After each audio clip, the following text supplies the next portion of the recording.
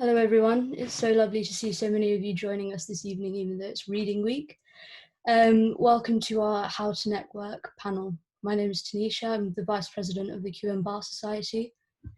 Just as a matter of housekeeping, can I please ask that everyone keep their microphones muted during the talk?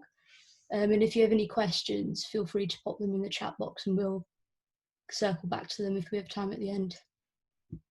Just to introduce our panelists for today, we have Ruth Reid, who's a criminal barrister at Three Temple Gardens,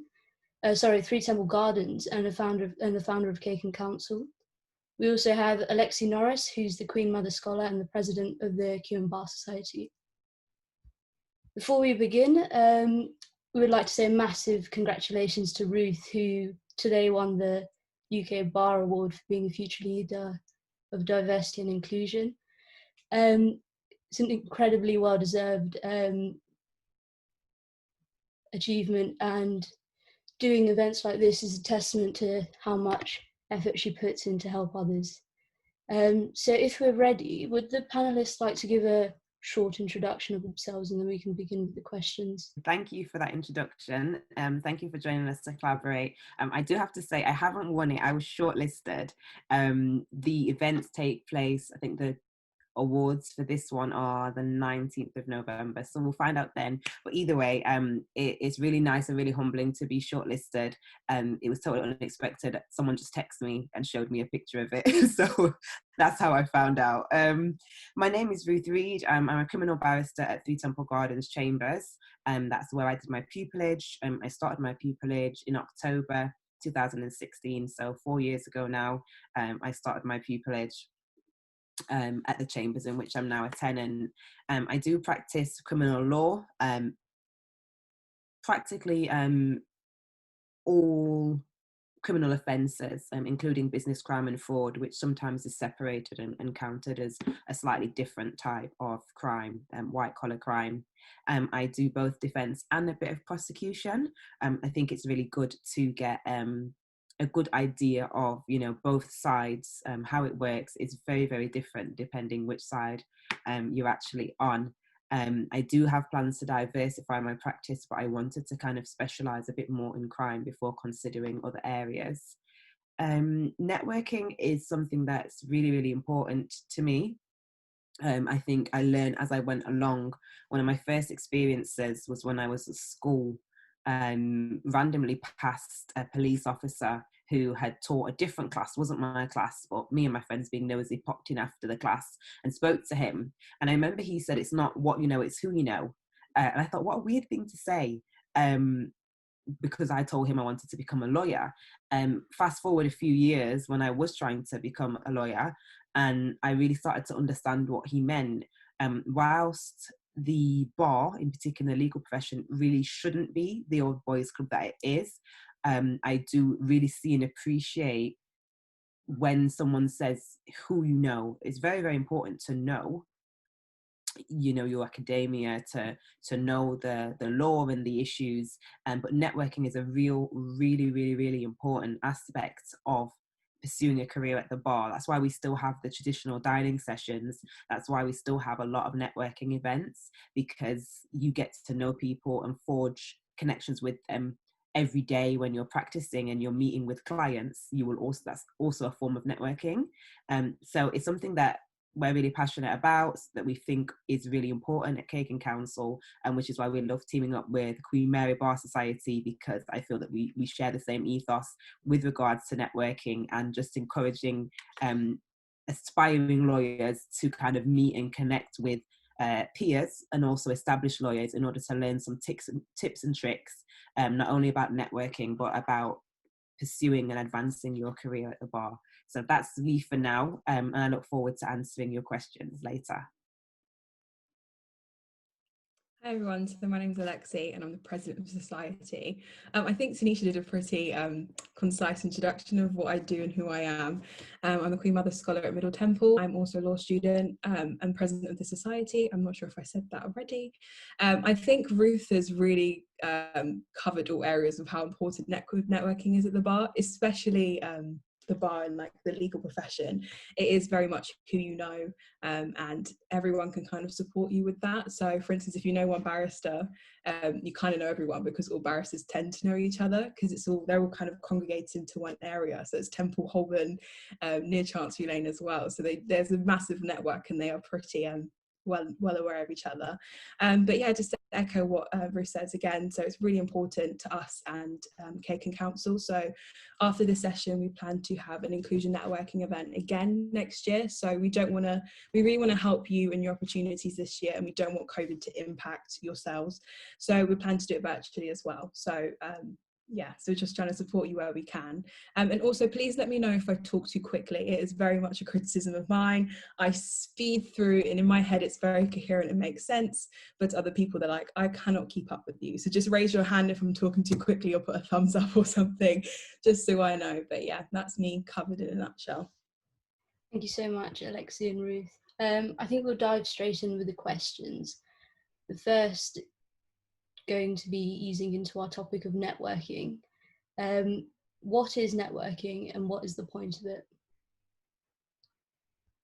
Ruth, I think I'll let you start with that one. Okay, networking for me, I didn't look up a proper official definition. I think it's a way of forging connections, I would say, and I would say it's reciprocal. It's not just what you can get from somebody else, but it's what you can share with them as well. So it's a mutual thing. Networking is something, it's a process. It's not just a one-way thing, and it's a way to develop, connections and contacts. It's not just about being in a professional sphere, but it can be, in a social sphere as well. So I googled it because I was really curious as to what Google would say, and it says it's a socio-economic business activity, but really and truly it's just to echo what we've said again. It's sort of a way of building up your experiences and meeting other people who can only help your career, but you can help theirs. It's also great, it's a professional activity, and it's also fantastic for your commercial awareness as well. So if you've got a large network, they can inform you of what they're up to, the updates that they're going through, and cases that they are working on, and that also will inform your opinion and will keep you up to date with what's happening. If you go on LinkedIn, you can find a wealth of resources on there, of things I wouldn't learn in my normal day-to-day degree. So it's a fantastic way of keeping you up to date and meeting other like-minded people who can support your career as well as supporting others. I think the majority of us are law students, so it's safe to say that we do a lot of networking, not so much now during COVID, although we have the occasional online networking. Is there anything you'd advise students to not do during a networking session? Are we going to go in the same order? I'll just jump in there. Don't be rude. It kind of goes without saying, and you'd be surprised at how it works. So one of the very first large networking events we did with King's College was networking with Black and Asian barristers. And I invited a number of colleagues and peers, and one particular colleague fed back to me that a particular student was really rude to them. I can't remember exactly what the context was, but she was really directly rude to a group of young barristers who were speaking. And as soon as she realised they were barristers, she really changed her tune. My colleagues in charge of the pupillage committee was the pupillage secretary, and obviously remembered the name of this person. So if you're going to go around and be rude, you shouldn't be rude to barristers anyway. In case of fear that you're not going to get pupillage because they remember that you were rude, you shouldn't be rude to anybody. But you never know who is watching and what kind of impact that would have. You might have had a bad day. We all have moments when we might not be in our best mood, but especially when you are at a networking event, you should just be kind to people anyway, and don't come unprepared, I would say, is another one. We're going to talk about what you can do to prepare. There's not terribly much you can do to prepare, but if you turn up no pen, paper, no phone, nothing to kind of connect with people, and have any form of way to continue that networking connection after that day, then you haven't come prepared, because that's the whole point of the session. Yes, definitely. I've got about 5 points of things that I wouldn't do. I mentioned them in Cutting Through, which is our newsletter, but I'll kind of reiterate them now. So the saying that there's no such thing as a stupid question, I definitely don't think is true when it comes to networking. There are definitely some silly questions that you can ask that won't end up well in your favour. So an example I always use is if you are talking to the head of the pupillage committee and then you ask them, oh, when does your pupillage applications open, or how do you get one? 9 times out of 10, they've probably answered this question already. So either pay attention to when they speak in the introductory talk, or you can just go on their website. Sort of questions that are very easy to Google, or they're a bit of common sense, is if you can Google it, please do. So I remember on one of our first panels, I think it was our introduction to law panel, one of our panelists was asked a question about when vacation scheme applications open, and you can tell he got a little bit annoyed with that question. He goes, it's on our website. So be very careful with the questions that you ask, and make sure that they are suitable for the person you're asking, and if they're a matter of common sense, like try to think it through quite well. Don't share inappropriate stories. So I was at an inn dinner, and someone was telling a judge about a bender that they went on, and they had like loads of drinks and ended up all over the floor and everything, and I was like, oh my goodness, why are you doing this? So please please don't share stories like that.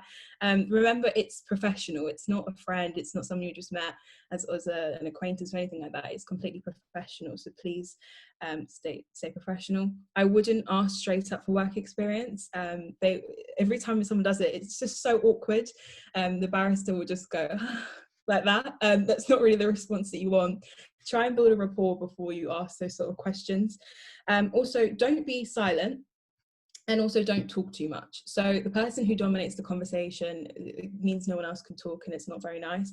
But also don't stand there and don't say anything. That also, it's not helpful, and it can be a little bit awkward. So always try and say something.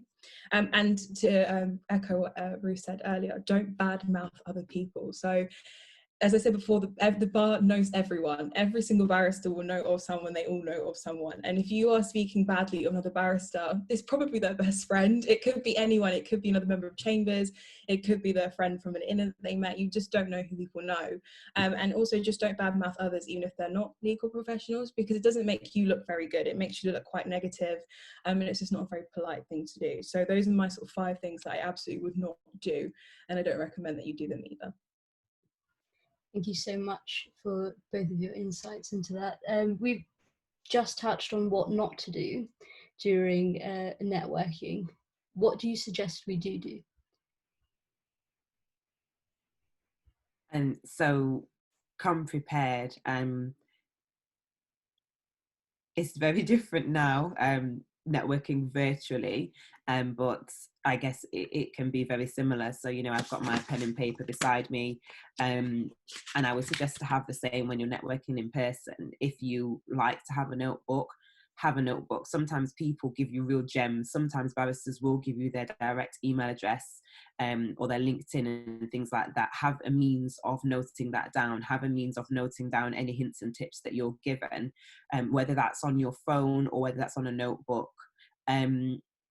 If you want to remain in contact with them, sometimes we don't carry our business cards or don't remember, or have run out. If you are approaching on behalf of, you know, maybe your university society or your own organisation, have, you know, a business card or a form of them being able to get into contact with you that's very easy to give to them.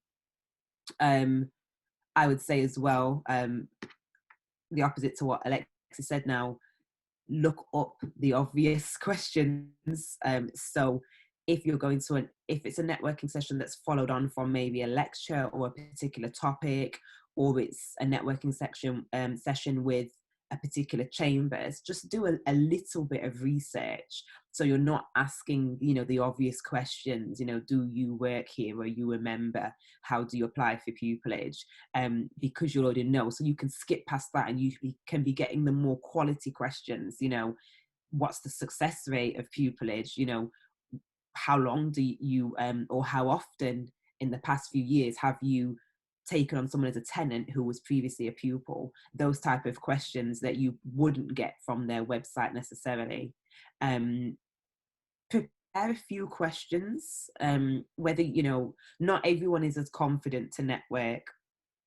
If you need to prepare a few questions and semi-rehearse them, or just have them loosely thought out in your head or loosely noted down, do that as well. So like Alexi said, you're not standing there completely silent because now you're lost for words and lost for questions, and also you're asking targeted and useful questions that are useful for you and whoever else might be joining in that conversation. They are the main things I would say. Yeah, again, I think Ruth pretty much covered everything that I've written down. Also, it would be helpful if they've got a specialised practice to ask questions about their practice. So if you know barristers that are coming to this event, have a quick Google about what they do. Or if, for instance, if you are in love with construction law, seek out the construction law barristers and have some questions that are really genuine. So not what is construction law, but what do you do on your day-to-day basis within your practice? Is it mainly written advocacy? Is it oral advocacy? This is also for networking sessions. Chambers kind of ask you why you're applying to our set and what is it in particular that you want to do when you work for us or with us. And if you can say like, oh, I know so much about construction law, this is what I'd actually do on a day-to-day basis, rather than coming in going, oh, I really like construction law because I heard it pays a lot of money. You know, you need to kind of know what you're applying for and what you're doing. So I would always ask barristers what they actually do on a day-to-day basis, because it's actually really helpful. Also kind of what you should always do. So you should always be formal, always be polite, be approachable, be considerate of their time. So for instance, if you can tell they're kind of trying to wrap up the conversation to get somewhere else, don't kind of ask more questions, and don't be demanding, because remember, they're always offering their time to you for free. And it's a privilege of yours to even talk to them for 5 minutes. So don't be upset if they kind of rush off or anything like that. But yeah, as I said before, Ruth got it covered with genuine questions and research.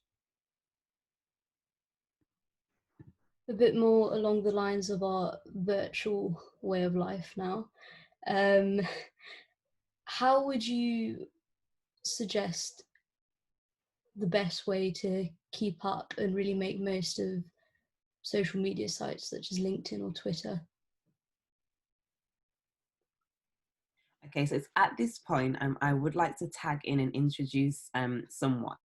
André Carty, I have known for a few years now, through meeting him at a number of networking events. And I do find that André has a way of really standing out, and he's an aspiring barrister, and he also now is a volunteer at Urban Lawyers. And André is very good at networking in, you know, one of the best ways that I've seen. And he's also very good with all the volunteering work that he does. He's also got a lot to say, a lot of hints and tips that he's given me as well on using these platforms. So I'd like to ask André if he could answer that before I do, because I probably don't have anything else to add. Thank you, Ruth, for that introduction. You're too kind. I think in the virtual space that we're currently living in now, I think there are many different ways. For example, I was on a Zoom call last week, and with I think it was the head of chambers at St. Ives Chambers, and what I did throughout that whole Zoom call was to take a quote and use Twitter. For example, let's say Ruth had a fire quote during this whole session, or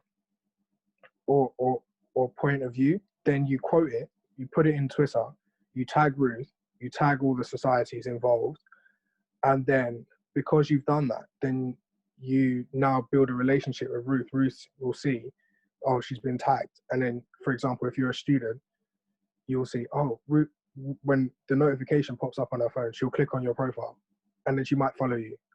And if you do that 2-3 times, it's just as effective as meeting her at a networking event in person. It's the same thing with, for example, Instagram. If the barrister has Instagram, of course you have to be careful, because you don't want to come across too personal and unprofessional. There needs to be a fine balance. So if you quote something what they've said, and you you elaborate on it and have your point of view and say how you liked it and what you took away from it, then it builds a level of rapport that the other barrister or judge will admire and want to reach out and establish a relationship with you. I found from my experience. I hope I wasn't on mute. No, that was brilliant. Thank you. I would just add to that, exactly as André said, that there is a balance to be had.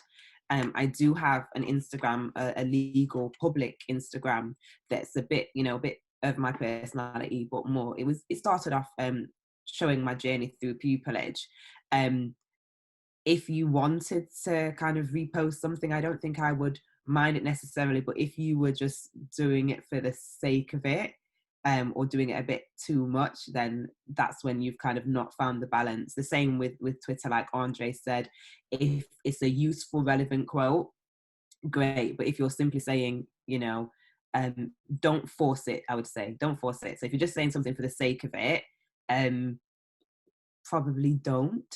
But if it's something that really resonated with you and it's genuinely something that you find interesting, I would definitely say so. The good thing with LinkedIn and Twitter is as well, some people who are really active on them, it could just even be as simple as you retweeting something. So you don't actually have to put any real thought into it. You just like it and you reshare it. So there are ways to kind of, like André said, it might get someone's attention and they may then go onto your profile. And if you get to speak to them at a later stage, whether that's virtually or in person, you've already made that connection.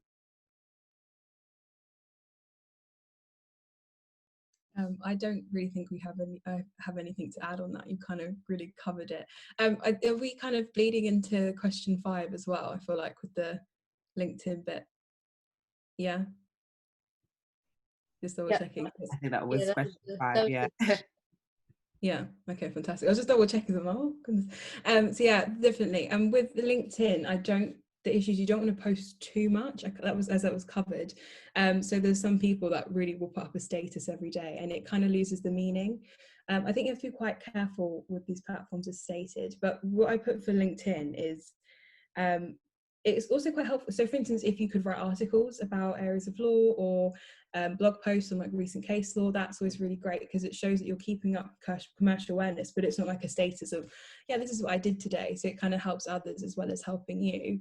And also, it's not a social media platform, as stated today. I wouldn't put anything personal on LinkedIn. And if you've got professional Twitter or Instagram accounts, as basically what was said, just don't overdo it and find that fine line. Thank you so much. And thank you, André, for your input as well. That was very helpful. I've found a lot of the time with networking that you're in groups of 4 to 6 with one barrister. How would you advise a law student navigate themselves in that situation?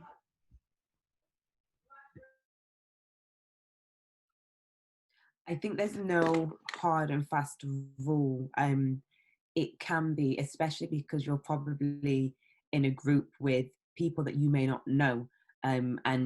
The nature of networking is that you can be quite fluid. So you might come in partway through the conversation, you might be the one to start it off.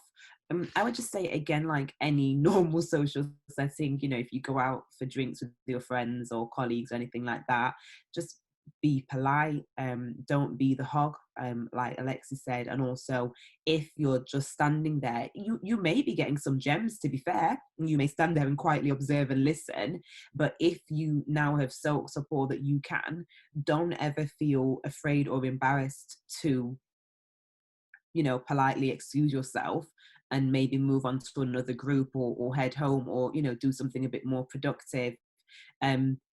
Also do feel able to join in the conversation. There's ways you can politely and smoothly segue your way into a conversation that's already started without being the interrupter that kind of comes in and takes over. Just like they say, read the room. If it's a conversation that you're interested in, if hopefully, especially when as a practitioner, they are trying to include all of you. So they're not just speaking to the person that's asked the question, but they're trying to hear from all of you. But yeah, definitely read the room. If you need to pop in and or leave or go to another group, feel free to. If it's not doing anything for you and if it's not serving you, there's absolutely no point in staying stood there, to be honest. Yeah, most definitely. Also, barristers tend to kind of want to hear from everyone. So when I've been in a group of like 4 or 5 and there is one person hogging the conversation, they'll kind of go, great. And then they'll turn to someone else and try and include them. But as Ruth said, you're more than welcome to sort of leave that little bubble and find someone else that might be able to help or you can talk to. But also, if someone is hogging, don't try and talk over them. That doesn't look very good because it also just doesn't show you in the best light. But also what I would do, so if you note down their name of the person who is in the group and you really want to talk to them, but you don't get the chance, just note down the name and add them either on LinkedIn or check on the Chamber's website if they've got their email there. And if it says clerks at the set that you're interested in, you can always put for the attention of and that barrister and say, hi, it was great to meet you the other day. Unfortunately, I didn't get a chance to talk to you, but I was wondering if you have time for a call or to go for a coffee to discuss this, this, and this. I was really, really interested to discuss with you, but as stated, I didn't get the chance. And just make it really polite. And 9 times out of 10, they do reply and they always go, yeah, let's go grab a coffee, or now let's have a Zoom call or something like that. So there are ways around it. But again, just don't try to interrupt because it doesn't look very good. And again, you're more than welcome to leave that space. So that's my suggestions. Thank you.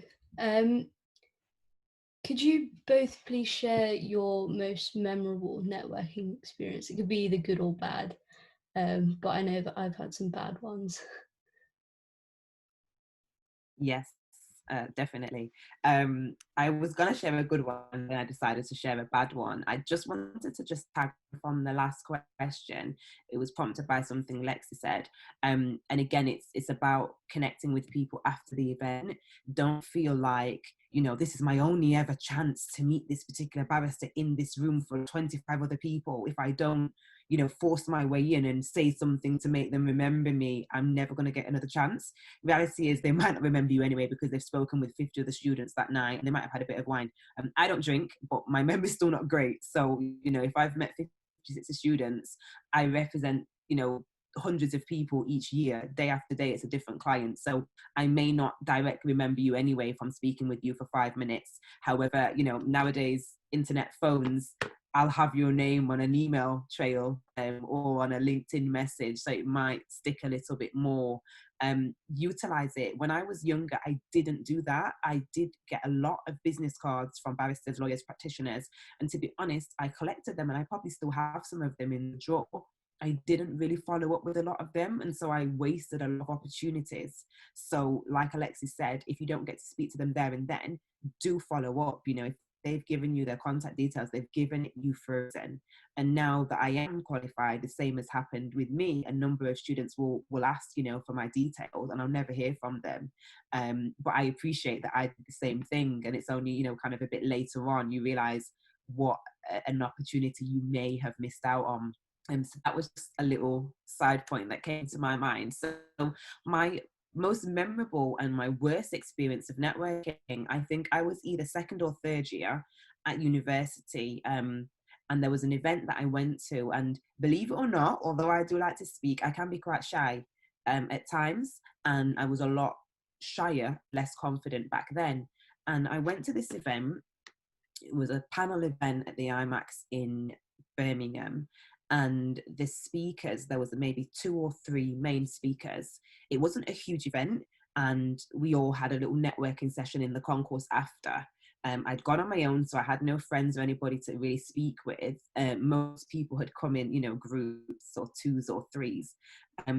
I think most of them were from a different university as well, so they had that connection.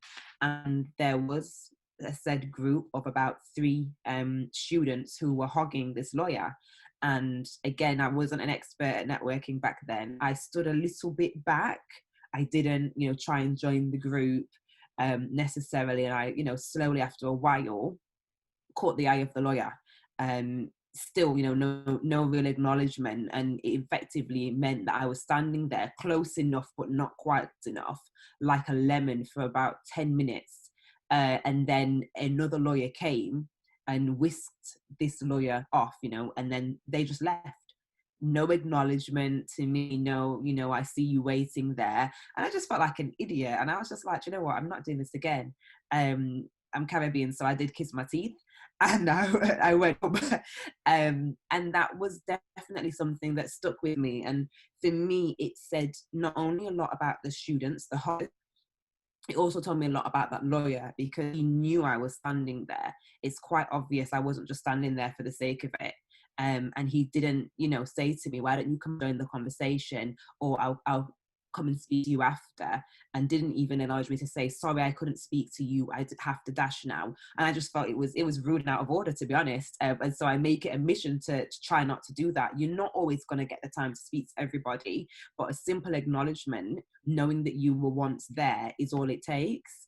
And that's another reason why I'm so passionate about sort of having more informal networking events through Cake Counsel, so you don't have this, pompous, presumptuous air that it's, I'm so important, you must wait to speak to me, but that you have this avenue where the students and the aspiring lawyers are as respected as the practitioners. Your time is as important as ours is as well. You've come out of studying and writing essays and things to try and connect with us and speak with us. So that stuck out to me, and I do really try to ensure that I don't do that, because I think it's really rude. Fortunately, I don't have too many terrible ones, so I thought I would kind of do more of an observation. Most of my poor networking extends to sending the email to the wrong person, so spelling the name wrong or sending it to the wrong person in chambers. I'm quite a fan of doing that, apparently. But my most memorable networking experience was I went to an open day at Atkin Chambers, and Lucy Briggs, who was on our non-law panel, that's kind of where I learned who she was. She's the head of the pupillage committee there, and I've never seen such a massive swarm of people run to her when the networking bit surfaced, and I've never felt so sorry for one person ever. She kind of discussed who she was in the panel session before. She said that she's a mum and she's experienced all these like what maternity leave was like working as a barrister. She explained her background, what she did a chemistry degree, and rather than asking any questions about that, she was swarmed around about 15 men who asked her again and again, what do you look for in pupillage? And not only she answered the question within the same group, someone asked her again. So what I did is I just walked up to her, I was in the thing, and I said, so did you struggle being a mum and going through being a barrister in commercial set? And she just went, like, you can tell she just went, thank God someone asked me something other than just what is a pupillage, how do I get pupillage, how do I get mini pupillage? And I think it's just really important to ask those sort of questions, just to not firstly annoy them, and secondly, they've answered it already, and thirdly, it's on the website. You don't have to ask her this over and over again, and especially if someone just asked it in front of you, don't ask it again. So that was also important for me because I'm a woman and I cannot imagine what maternity leave is like when you're self-employed, so it was really important. But I think that's my most memorable experience, just because she literally had a sigh of relief when I asked that question. So just be very mindful when you ask questions, because it's very likely they've been asked them before, and please don't repeat questions if she's just answered the question. But that's definitely my most memorable experience. Thank you. I think we've dipped a bit into question later on the style of questions that are preferred. But Ruth, from your stance as a barrister, what kind of questions would you prefer to be asked at networking events? I'm quite approachable. I think, again, it's about exercising sound judgment and common sense. So like Alexi just demonstrated, the question was based upon something that the panel member had already shared. And so I don't expect, you to have stalked maybe, my Instagram from, well, you probably wouldn't get that information from there, but, to kind of stalked and ask about something quite personal and, from way back when, to kind of try and show off, I know this about you from way back when that may not be relevant.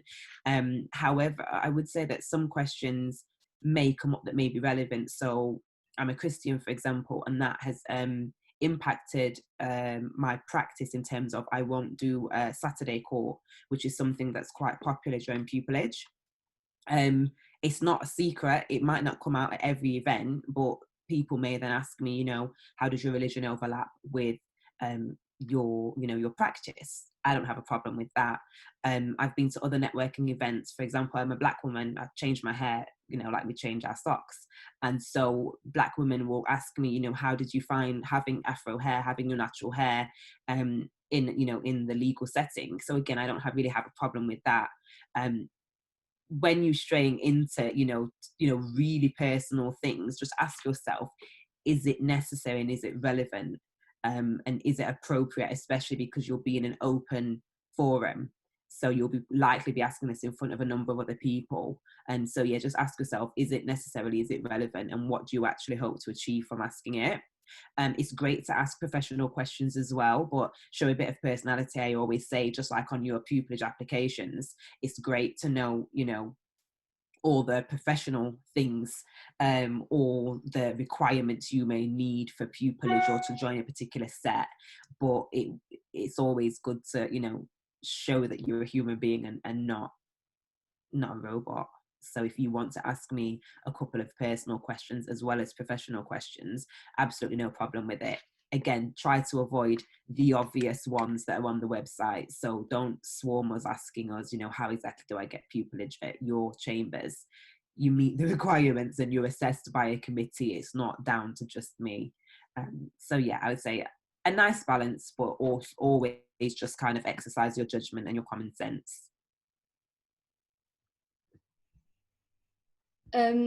What are some mistakes you think people make with online networking, and do you have any tips for kind of what seems to be the new norm of interaction? Okay, the main mistake I would personally say is, again, like I've said, I do have a legal Instagram that's public. I don't have any problems with you messaging me on it, but try not to be over familiar and sometimes missing out even the word hi. It goes without saying, write it as if you were writing maybe an email. It's not going to be as formal if you're writing on Instagram, but to be honest, I would probably say don't message me on Instagram, to be completely honest. If you're wanting to build a professional connection with any practitioners, if we have Instagram, we've more than likely got LinkedIn and Twitter. And so especially if you're coming asking for tips or for work experience, I think it just sets the tone even better if you think about not only how you speak, but also what platform you use. Absolutely no problem if you do want to, if you don't have LinkedIn, for example, but I would suggest, again, in this day and age of virtual networking, get yourself a LinkedIn profile, which I'm sure we may touch on a little bit later. But that would be the main mistake, I would say. And again, just as the same as in-person networking, like don't feel you have to say something for the sake of it.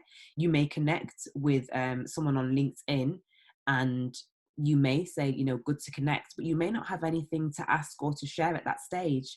It may not be till, a year or two later that you may, now be applying to their chambers, for example, and just want to say, hey, I visited your chambers, I had an interview, or any other kind of, I went to an event, for example, at your chambers and thought it was really good. I hoped I would have seen you there. I didn't, but hopefully we can connect in future. So yeah, utilize it well. I don't think I have any more tips for what seems to be the new norm of interaction, but again, I would just say go to as many events as you can. We're all based from home now. There's a lot of events going on, and it will be easier as well. People that always kind of mention that a lot of events happened in London, but people that study out of London, for example, it was expensive and time consuming to travel down. So I would say now that we are having a lot of virtual and free events, really utilize them before we go back to the normal and the physical networking. that's it for me. I don't know if André has any other tips.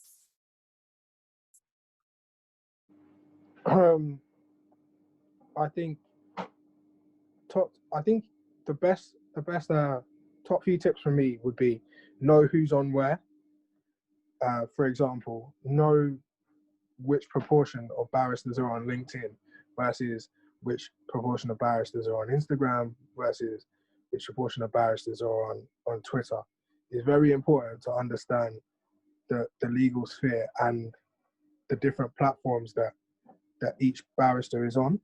For example, I found that loads of QCs are open to having conversations on Twitter, whereas you might go to connect with them on LinkedIn and they're not really interested, or there isn't that platform for you to have that kind of conversation with them on LinkedIn, because you might just see this QC and say, oh, I want to connect, because there might be an interesting area, but there might be on Twitter there will be topical conversations, for example, QCs engaging in the Black Lives Matter movement, and you might have something to say about that, or some information on the latest trends in law. So I think it's important to understand the differences between LinkedIn, Twitter, and what's appropriate for which one, like Ruth has said. And also do follow up. For example, you might have a DM in Twitter from a QC because you've had a conversation over a period of time, or even just a junior you've had over a period of time with connecting with them, and they say, okay, cool, drop me an email. Once you send the first email, they might be incredibly busy and have incredibly busy practices. So do follow up over and over again. Sometimes I've had to follow up with some judges 5-6 times, and sometimes it's twice within the week. And they've appreciated that, even though sometimes I might have thought, oh, that might be a bit too pushy. But sometimes they appreciate that because they understand that you understand the nature of their practice and how busy it can be. Those are really my main tips. Thank you both for your insight on that question. So I'm sure I have a few bits to add as well. Sorry. That's a very good point as this one. If that's okay. So with this question and online networking, I think the biggest issue is that students don't do it. They don't utilize the platforms that are available. When I first started out, I was in my third year of my history degree, and I was sitting in the British Library. I'll never forget this day. And I was like, you know what? My CV is so sparse. I'm gonna do something about it right now. So I went through and I just added every single barrister I could possibly find on LinkedIn. And then I sort of created this message, and it was so genuine. I said, look, I am so eager to learn about your practice area. As a BAME woman, like, I'd like to know more. Any opportunities you can offer, I'm happy to do it. I will even do coffee runs if it means I can shadow you for a day. I'm happy to do anything. And the output of responses I got were incredible. From that, I got 2 shadowing experiences, a mentor, and a mini pupillage that he helped me get through the process. You would be so astonished at the support that the bar will offer. It's absolutely fantastic. And just because they all are self-employed, it's nothing like the recruitment system with law firms, just because they have like a mandatory system in place and specific ways that they like to recruit candidates. The bar doesn't really have that. It's a bit more informal depending on where you go. And you know, you're gonna have to reach out in smart ways, and it's a bit more difficult now because you can't really go up to them and be like, hey, can I meet you for a coffee?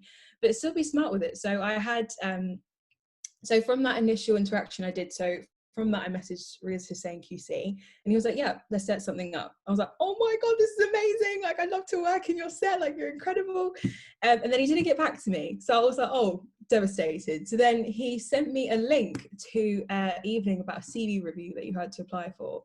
It was the COMBAR opportunity for BAME candidates. So I was like, I know he's going to be there. I need my CV review, so I'm going to go. Because I remember, I think it was the time of my dissertation. So I think like 2 weeks my dissertation was due. I was like, I need to go. I need to get this experience. So off I went to this panel thing, and I caught Riaz at the end. I was like, oh, Riaz, you said that we could set up some shadowing. And he goes, oh yeah, opened his calendar, booked in, it was sorted. And then from that day, I also met someone else from 39 Essex, and he offered me a shadowing placement, and that was conducted virtually. So just because everything is online now doesn't mean that you won't get any opportunities. Barristers, if anything now, are more than willing to help. So with our mentoring scheme, we've got about 30 barristers willing to support about 60 students. So don't think, oh, it's a pandemic and it's online, it's not the same and my stuff has been cancelled. Just be really smart with the ways you can go around it, because there are ways. You know, I always forced my committee. I'm like, add everyone on LinkedIn, add them after the event, talk to them, email them, message them, say hello, lovely to meet you. If you see them post about a case they've just worked on, did or didn't go too well, email, say, hey, can you talk to me about this case? If it's something you're interested in, do it. If you talk to them about that, they might discuss a new case with you and you go, oh, may I shadow you for a day virtually? They might be like, yeah, sure. Or they say no. The worst the response you're going to get is a no. It's not going to ruin your career. You know, no one's going to say anything bad about you. It's going to be like, oh, she's a tenacious student, but she's not having it. Someone's going to say yes. You know, you'd be really smart with these things. Also, the courts are still sitting. They're open, in criminal courts especially. So two of the girls in the committee, they've got many people just by asking and reaching out and knowing them and building a rapport with them. There are so many things that you can do, especially on LinkedIn, to really utilize these resources, because they're absolutely fantastic and they're free. Just go through in your ideal sets, dream sets, go through the barristers, see what they're working on, reach out and say, hi, lovely to meet you, or lovely to connect with you. I'm just wondering if I could talk to you about something. Arrange a call, build a rapport, keep in touch with them. And then if they offer you shadowing, or you just ask them for it and say, hey, like, can I virtually shadow you for a day? They say yes, there's something to add to your CV. So just be really smart about it and just be really tenacious. That's what I would say. Oh, and attend panels. So for instance, you will attend this How to Network panel. If you don't know who Ruth is, then after this you can say, hi Ruth, it was lovely to meet you on this networking panel, it'll speak to you. And from that's where a connection's brought in. And then also in next year, in February, we've got our inclusion networking event, and that will be held virtually. So that's again, another chance for you guys to network with barristers in a pandemic, which I think is absolutely wonderful. So really utilize these resources and really go for it. And add everyone, talk to everyone, and just do everything you can to really build those connections, because it does work. Because I've done it. It does work, and I scream it from the rooftops every single day. So that's my advice for that question.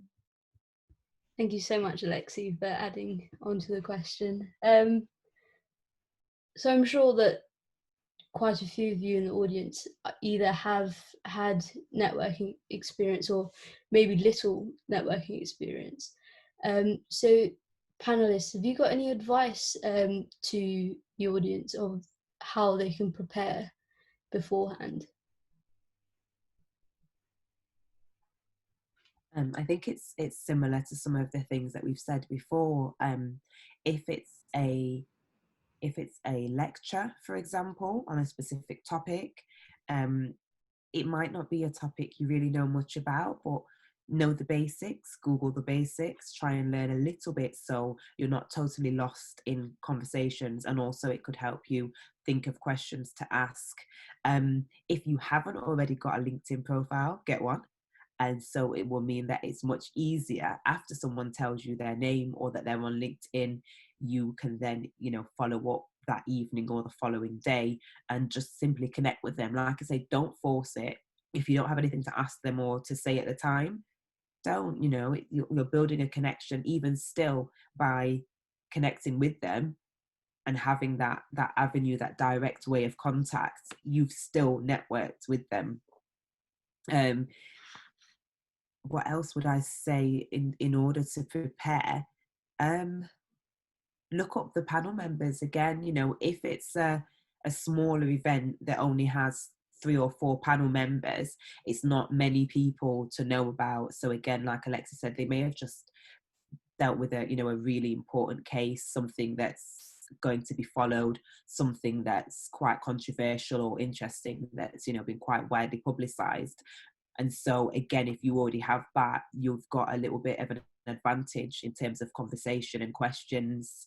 I say they're the main things, really. Be prepared for follow-ups. If they, get back to you, if and when they get back to you, be prepared. What exactly are you looking for? What exactly are you asking? And again, remember, it's a two-way thing, so don't force it. it might not be necessarily direct work experience immediately, but you might just want to just connect with them and follow them, because they may then share something about what their chambers is up to or what other organisations are up to, and that may then be what you attend or what you connect with to then get a level of work experience or some advice and tips.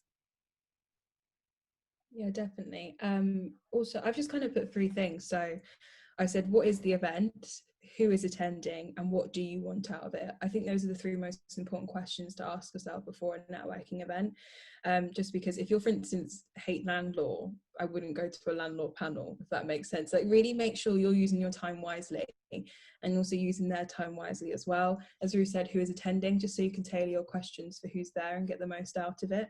And then also, what do you want out of it? So I remember we had a criminal law panel last year where Ruth attended, and I was currently writing a criminal law essay, just offering a distinction between recklessness and intention. I had no idea. So I went to the QC that was there, his name's Courtney Griffiths, and I said, Courtney, what's the difference between intention and recklessness? And he goes, it doesn't exist in practice. You just provided with either its intention or recklessness, and you argue around it. And then, like, from that, it really helped my essay, because I kind of said, well, in academia, it's looked at like this, but within practice, it's never assessed like this.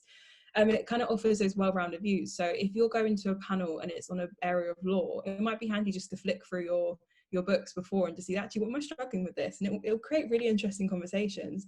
And from that, Courtney said, like, if you're struggling with any criminal law, just give me a call and I'll happily discuss it through with you. And I got his number and all that good stuff. So if you kind of, I think the whole point of networking is to be as genuine as possible. Because if you come across as a genuine, curious, interested, aspiring barrister or aspiring legal professional, they can see that and they're so interested to help. I think it's also, especially with older QCs, I really enjoy inspired youth, and they kind of just feed off of it, and they're like, oh, fantastic, let me talk to you more.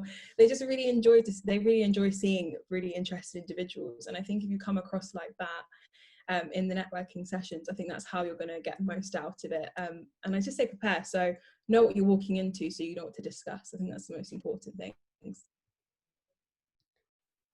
So we're going to be moving on to our final question that has been prepped for, and then we're going to move on to looking at the chat box. So this is a reminder, if anybody has any questions, please do put them in the chat box and then we'll get to them at the end. But for the final question, what do you do when you run out of things to say, and how do you feel any awkwardness? Move on is the honest answer. Again, your time is valuable as well. So if you're not getting anything from it, i.e. you are standing there, you have nothing else to share, nothing else to ask, head home. Head home and follow up. You know, like Alexi has mentioned, has the conversation prompted, you know, you to now go and research something about some of your work, maybe you'll be better off going home and getting straight into that essay or jotting down what you've just learned and what you've just heard. Politely excuse yourself if that means you pop off to get a drink, or if you go and speak to a different group. Don't be afraid to do that, because if it's not doing anything for you, if it's not being a good use of your time, you're not forced to be there, to stand there and look pretty. And there'll be a lot of other people in the room. Something I haven't touched on, but something which I do strongly advocate as well, is peer networking. So speak with your peers.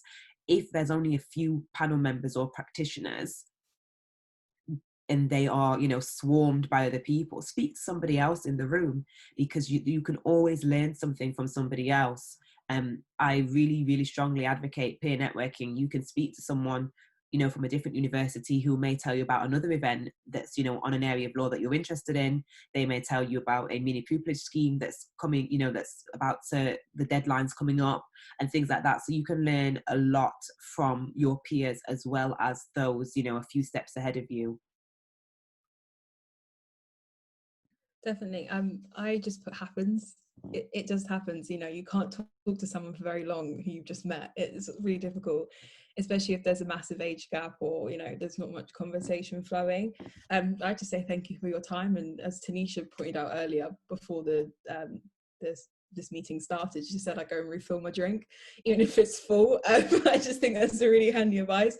It just happens. And I think it's also a talent in just letting a conversation just come to a natural end. It doesn't have to continue forever.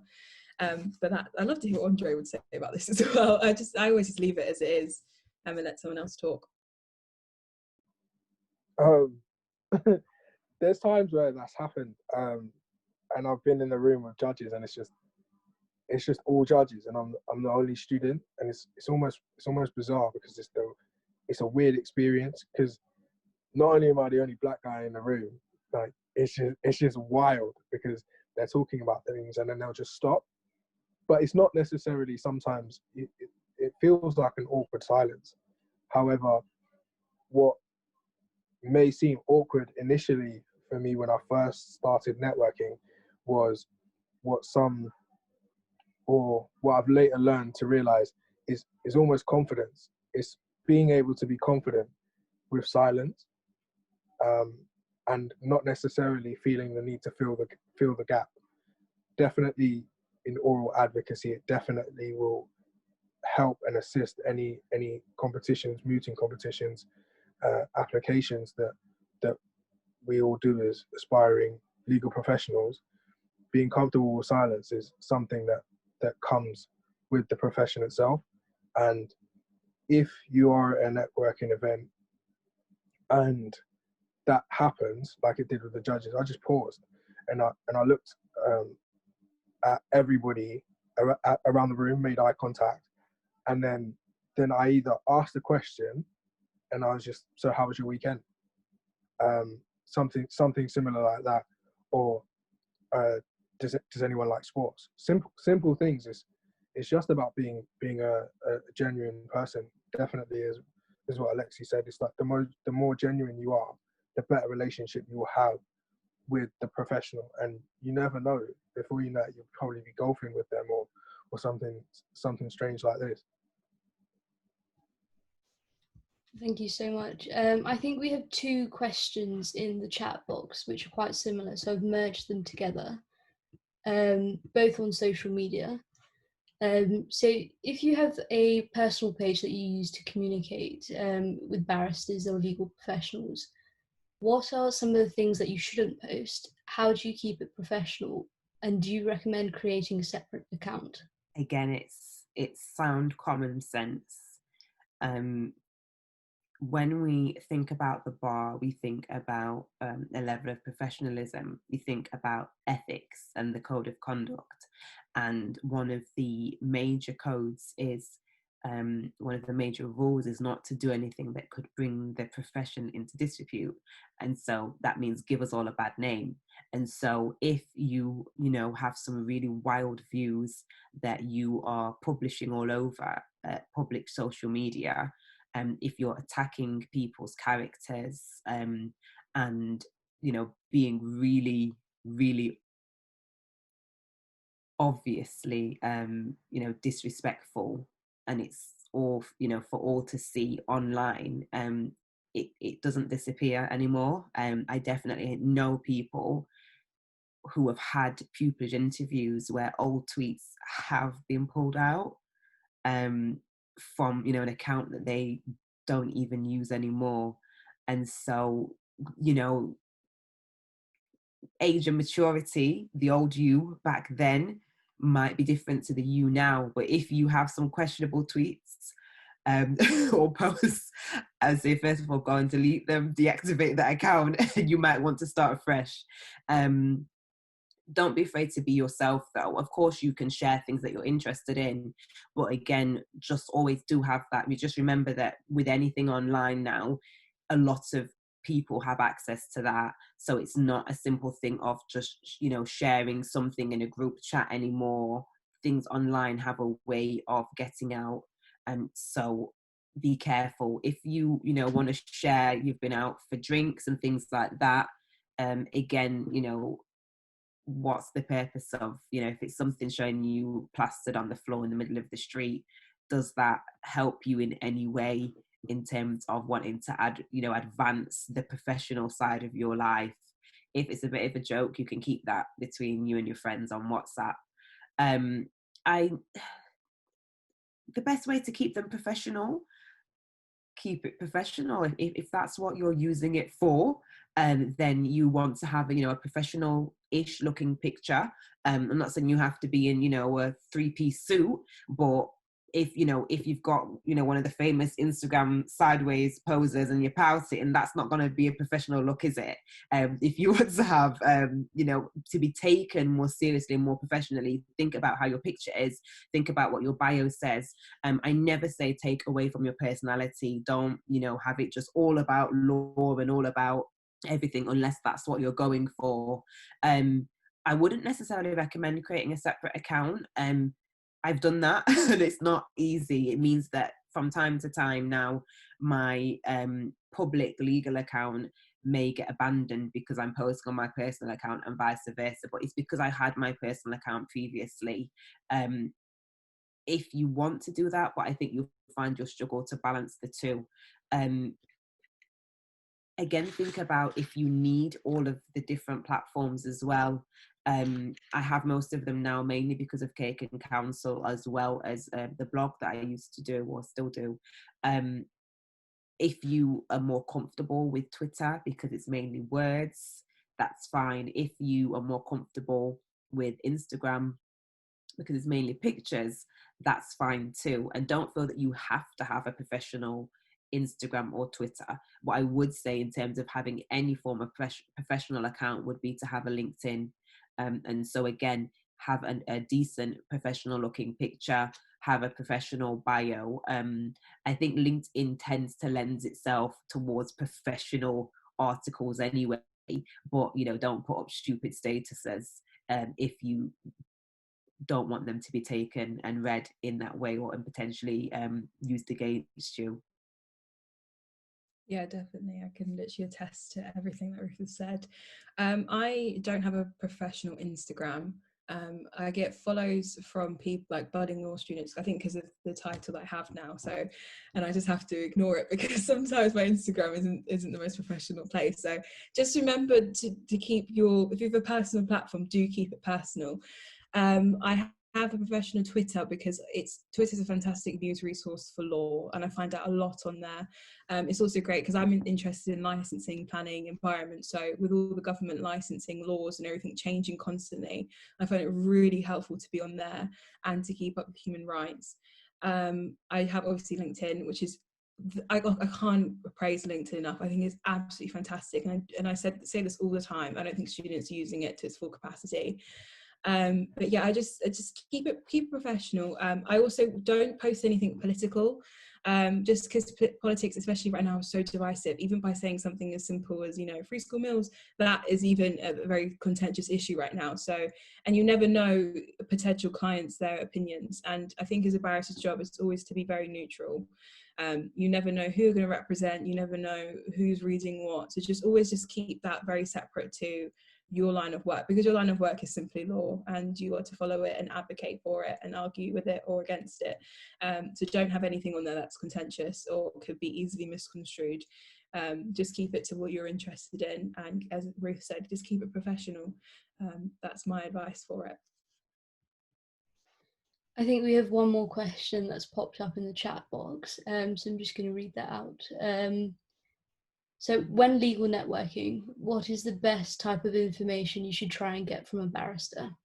I think that's really dependent on you. I mean, what stage are you at? Are you in your first year, wanting to know, what type of work experience are the best ones and how many you need, or, trying to figure out what area of law you're interested in going into?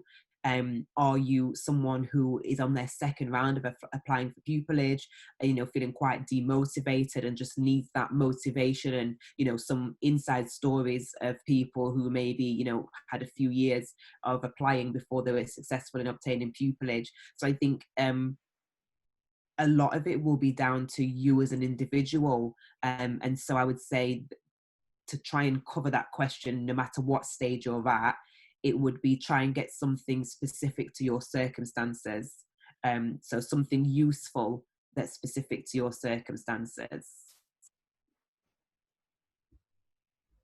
Yeah, I don't have anything to add for that one. I think Ruth pretty much covered it. It just depends on what you're looking for and the answers that you need. I think that's really it. So I think that wraps up all of our questions. I'd like to say thank you to everyone for coming. It was lovely to see so many of you here. And a massive thank you to Ruth, Alexi and André for all helping out today. Just a reminder that we have a Judge Ray talk coming up on COVID and judicial technology. That's going to be happening on the 9th of November, so please RSVP your places. I've put the link in the chat, so if you click on that, you can get your tickets. So lastly, just thank you all for coming, and I hope you enjoyed the evening. I've definitely made a couple notes that I'll be using for the next networking session, so I hope you found it useful. Thank you, everyone. Thank you to Ruth as well. Thank you for having me. Thank you. Thank you for having me. It's been a pleasure. You. And well done, everyone, for coming. Thank you. Hope to see you all at some future events.